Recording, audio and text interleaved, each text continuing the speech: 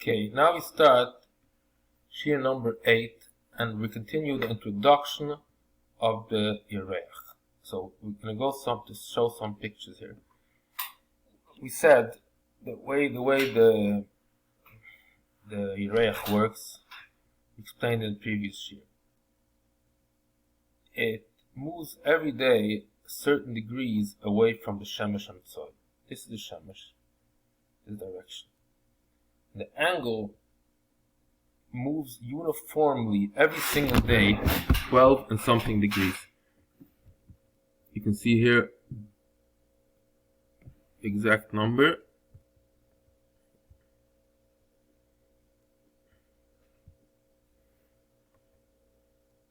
$12.19. Okay, so here we're up to when it's 3.28 days, then 40 degrees. What means 40 degrees? The angle of the sun, Shemesh Eretz, this point, Yereach Tzoi, is 40 degrees.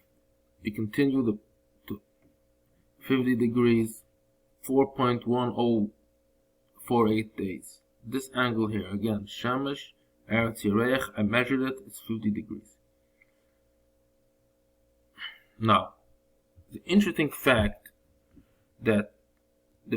is that this angle, the angle that Oretz makes with this rod, with this small rod, is also 50 degrees. This is the fact that the Kadmonim discovered that somehow, this is why it's called, I'm just going to jump the gun here, Merchak koful.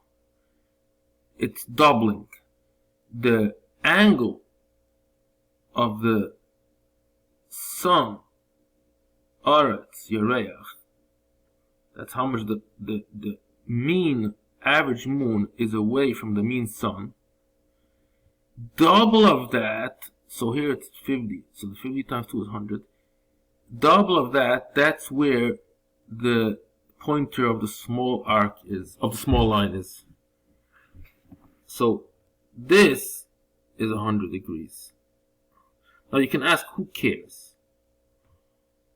Like, why does this interest us that this arc is 100? The main interest, as we said before, is how much the mean moon is away from the sun, and that's 50 degrees. And that happens because of these two movements. This moves this direction, this moves this direction, and together we get this 50 degree angle here. So who cares the angle of Shemesh Eretz and this point here? The answer is, we'll see the answer soon, but keep the question in your head. We'll still see that this has an effect on something else. But just, it's good to keep the question and think about it. So far, we simply don't see any necessity in knowing that this is 50 degrees. So the Rambam, the way he calls it as of now, is called, when he says that this is moved, the moon moved 50, we can also say that the Merchak HaKofel is 100. Because from here to here is 100. Okay. This shows already 4 days. That's almost 5 days after the Moilad. 60. This angle is 60. Shemesh Eretz is 60. This is also 60, so it's 120. 70.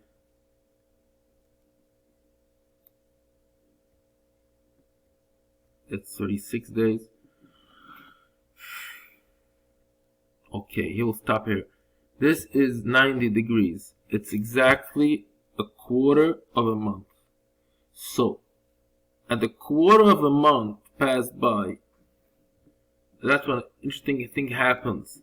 That's when the stick gets straight. Yereach Eretz. But realize what happened here. It happened that right now it is again the closest possible. It's important you should understand this. The Eretz and the Reich in the beginning of the month were the furthest possible. Now they're the closest possible. Because of these, of the stick bending in such a way, right now it is the closest to the Reich. During the quarter of the month and the 3/4 of the month, the distance of the Eretz to the Reich is very close. Before Eretz, the beginning of the month, the Eretz was very far, was here. Now it turned out to get this and that minused. If you don't understand that, you should just take 2 sticks and push in a pin and start moving it, and you'll see how it can be stretched out or it can be pushed in a way, and this is what happens by the quarter of the month that it's the closest. Try it out, you'll see. Okay, here comes this picture. This major stuff here. Now we're gonna go to the, I would say, the heart of the subject. So, this is a case where the sun, here's the earth, here's the sun, this is 30 degrees, means you view from earth this point Q. Q is the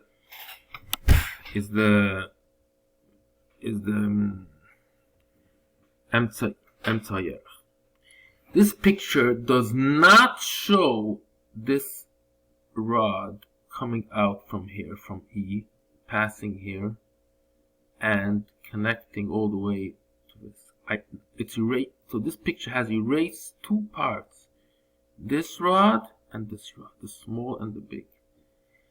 Here we only show this line that is actually not a rod. It is just a sight point. So from Earth to this point is 30 degrees. The rods are erased. Remember that. The rods do not exist in this picture. However, this is another extension of this rod. So we are now introducing a new piece to this rod. ZE. EX, let's call it, was represented till now. And we had EX and XQ, and here there was a hinge that was turning. Now we're continuing this rod, that's EX, and we're extending it for XEZ. ZE and EX are the same size. Both rods are the same size. Now listen to this. This is going to be a bombshell. And you can listen to this many times, because it took me also a lot of times to understand. This is really interesting stuff here. So we have here. So we have this ZQ. It's like, let's imagine. It'll take you a while to understand it, but please listen and try to focus. Let's imagine that there's a certain current of air blowing Z to Q, a straight line of air. Now another thing, let's imagine that by the tip of, we said that there's an arc here and an arc here. So what happens is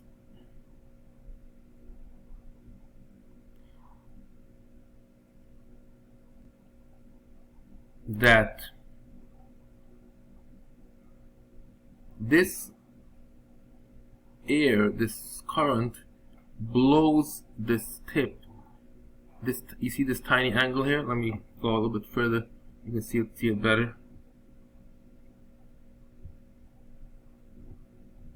Oh, you see it here. Tesefes HaMaslo.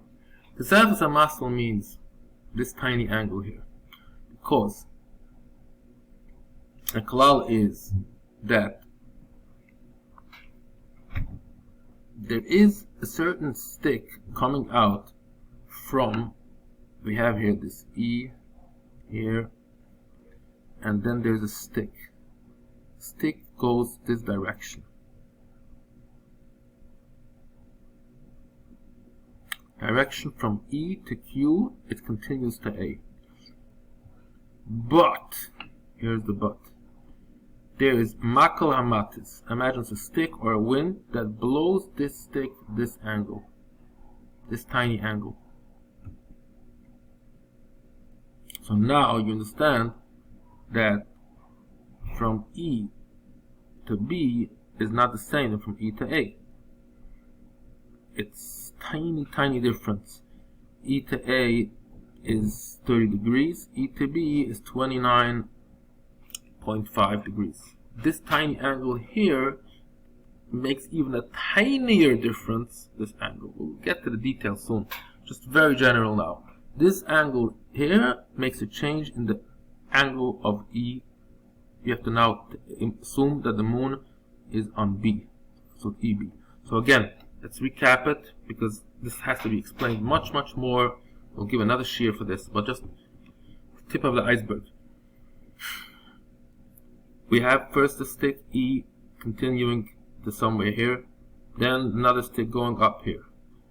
Lastly, there's another stick that continues in the direction of EQA. That's the final stick, the third stick. But this stick can get detracted. It can get it like nudged a little bit. Why? Because there's a wind blowing from Z to Q and continuing. So this wind blows this stick from A to B. I made a name makal hamatis. This is called tesefes hamasl because this is a tiny angle that AQ moves and it turns into BQ. And now the final place where the moon will be seen would be the angle EB, that is not 30 degrees anymore, 29.9. Now let's say this angle is 10 degrees. This will make a difference a half a degree, because as you see, this angle here makes a difference also in the line of sight of E to B. This is, I'm just going to go through, tesefes hamasl. Merchek koful is equal to 6D. Now you can understand a little bit why this ties in with merchek koful, because this angle here depends, this stick that pushes it, or this wind, depends on the merchek koful. Let's understand. When this is 30, this is 30. So this line EX continues further in space EZ, and then this Z blows out a wind straight. So the merchek koful, the 60 degree, determines what degree this should be nudged. So the tesefes hamasl, merchek koful is equal to 6D. Rambam 15.3, Kosel 4 miles b'chai gavna. He says that this causes a 4 degree, means this AB is 4 degree. So I guess EB is maybe a third of a degree or something even less than that. But this is how you can see roughly. Now please take a look at this, pause the video and try to get it right, how the merchek koful determines this angle here, and then determines the line of ZQB, but that's the amount that it gets nudged. The AQ gets nudged to BQ, and that's called tesefes hamasl. So tesefes hamasl is dependent on merchek koful. Now, the next video we will continue. This also shows better the picture. This gets nudged all the way to here. Okay.